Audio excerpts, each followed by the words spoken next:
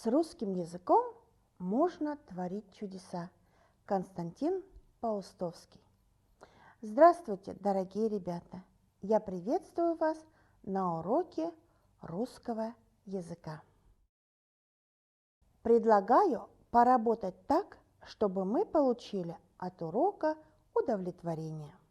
Прочитайте слова: булочки, пекарь, калачи, зерно, ватрушка, тесто, мука, хлебороб. Что общего во всех этих словах? Это имена существительные. А что мы уже знаем про имя существительное? Имя существительное – это самостоятельная часть речи, которая обозначает предмет и отвечает на вопросы «кто» или «что». Имеет форму единственного и множественного числа. Имеет постоянные признаки одушевленное или неодушевленное, собственное или нарицательное. И еще одну тайну об имени существительном мы сегодня с вами раскроем. Вы уже знаете грамматические признаки имен существительных, но это еще не все. Прежде чем открыть тайну, повторим то, что знаем. Булочки, пекарь, калачи, зерно, ватрушка, тесто, мука, хлебороб.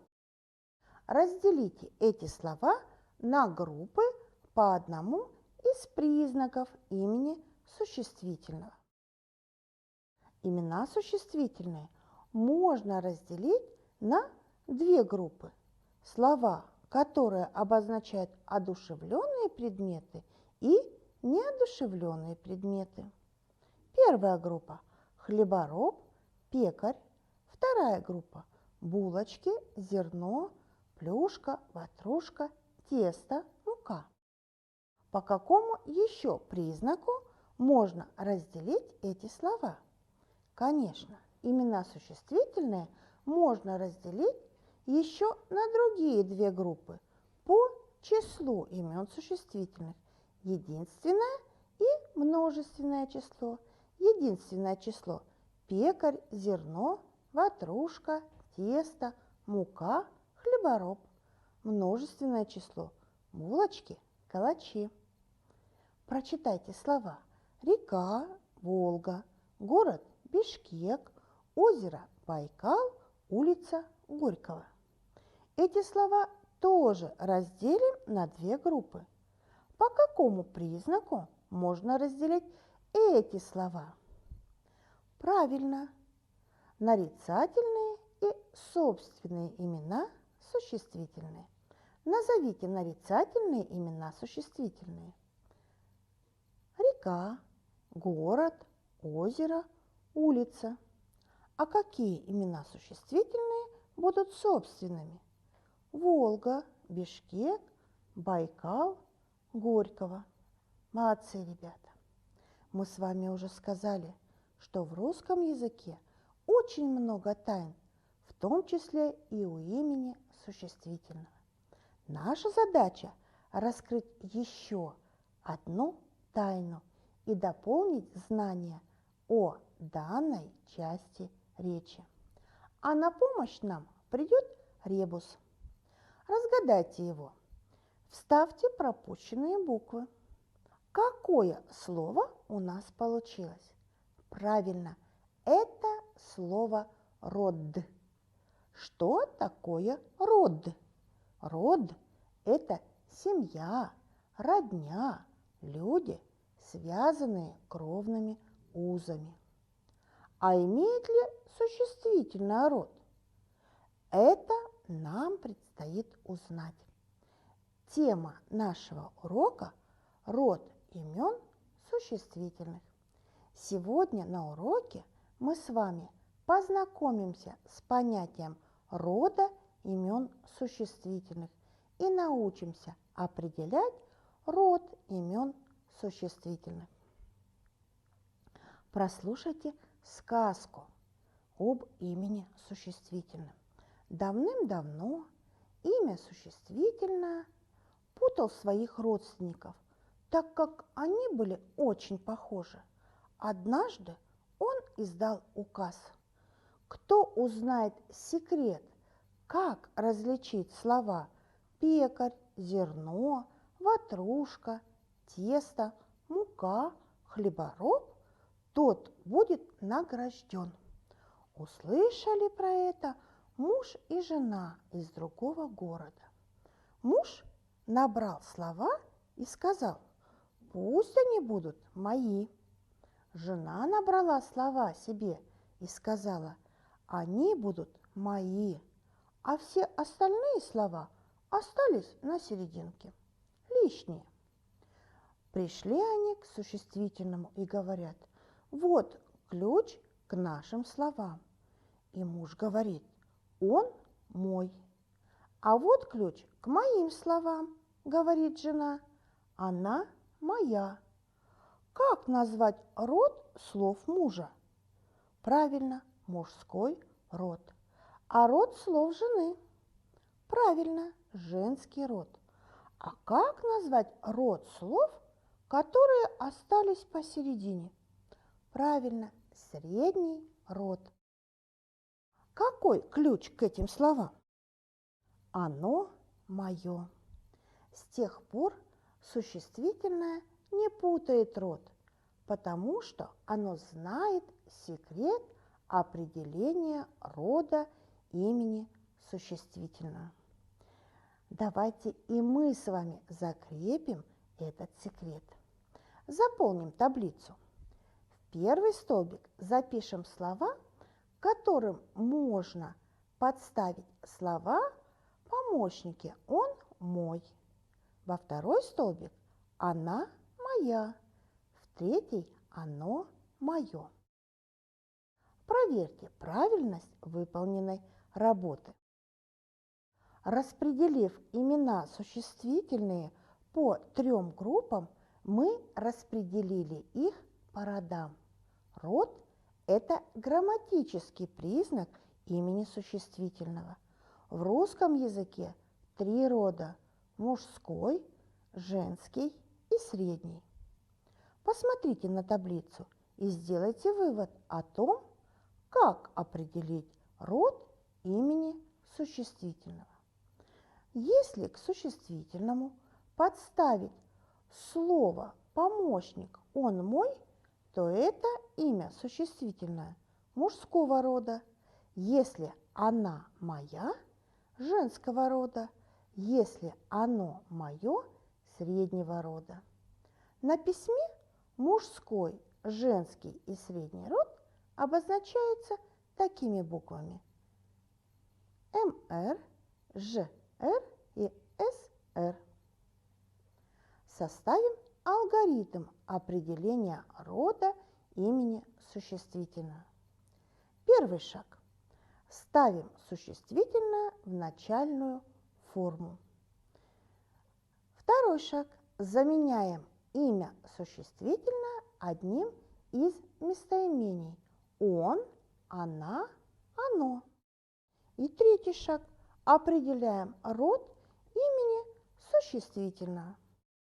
Если сложно, то будем обращаться к словарю. А чтобы легче было запомнить правила, я вам предлагаю вот такое стихотворение. Женский род запомню я и скажу: она моя. И запомню род мужской и опять скажу: он мой. Средний род – оно мое. Это правило мое. Повторите еще раз, с помощью каких слов мы смогли определить род имен существительных. Как вы думаете, может ли имя существительное изменить свой род? Проверьте это на любом слове. Что получилось? Какой вывод вы сделали? Правильно, по родам существительные не изменяются. Каждое существительное может быть только мужского, женского или среднего рода. Но, внимание, ребята, есть существительные, родовую принадлежность которых надо запомнить. Это слова, которые пришли из других языков, то есть заимствованные слова. В русском языке заимствованные слова сохраняют род, который они имели в иностранном языке. У имен существительных, у которых нет формы единственного числа, род определить нельзя.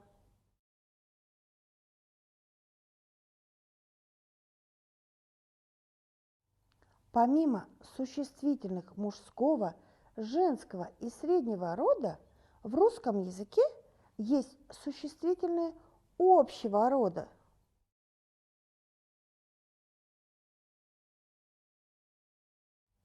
Эти существительные в зависимости от конкретных обстоятельств могут выступать то как существительные мужского рода «какой мальчик злюка», то как существительные женского рода «какая девочка злюка». Чаще всего такие слова дают эмоциональную окраску нашей речи. Сделаем вывод. Все существительные, за незначительным исключением, относятся к одному из трех родов – мужскому, женскому или среднему роду. Существительные не изменяются по родам. Род – это постоянный морфологический признак имени существительного. Предлагаю вам проверить полученные знания. Самостоятельно определите род имен существительных. Добро, радость, дерево, море, одеяло, папа, яблоня, лисица, рояль, облако, школа, дом, сад, лестница, цветок. Проверьте себя. Давайте немного поиграем. Найдите лишнее слово и обоснуйте свой ответ, почему это слово будет лишнее. Проверьте себя. Я думаю, вы справились с этим заданием. А сейчас проведем работу по картинкам. Определите род существительных. Запишите слова в 3 группы, соответственно их родовой принадлежности. Проверьте себя. К мужскому роду относятся слова язык, зонт, муравей, лев, кофе, кенгуру. К женскому роду книга, лиса, груша, река, клубника. И к среднему роду платье, какао, облако, яблоко, пальто. Распределите данные существительные по родам.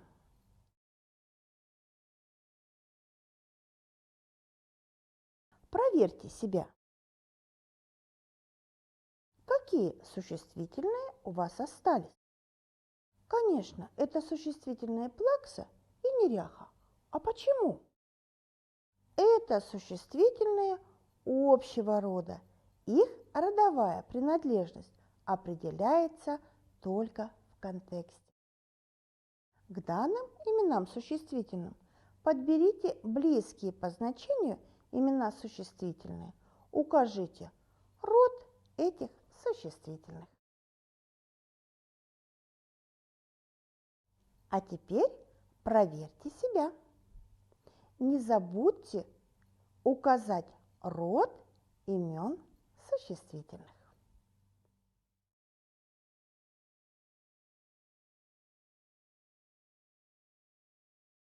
Наш урок подошел к концу.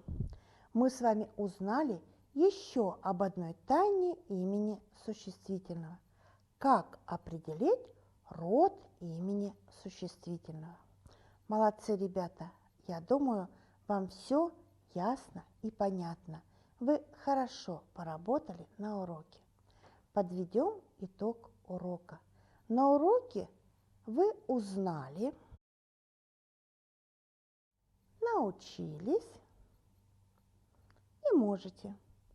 Закончите фразу.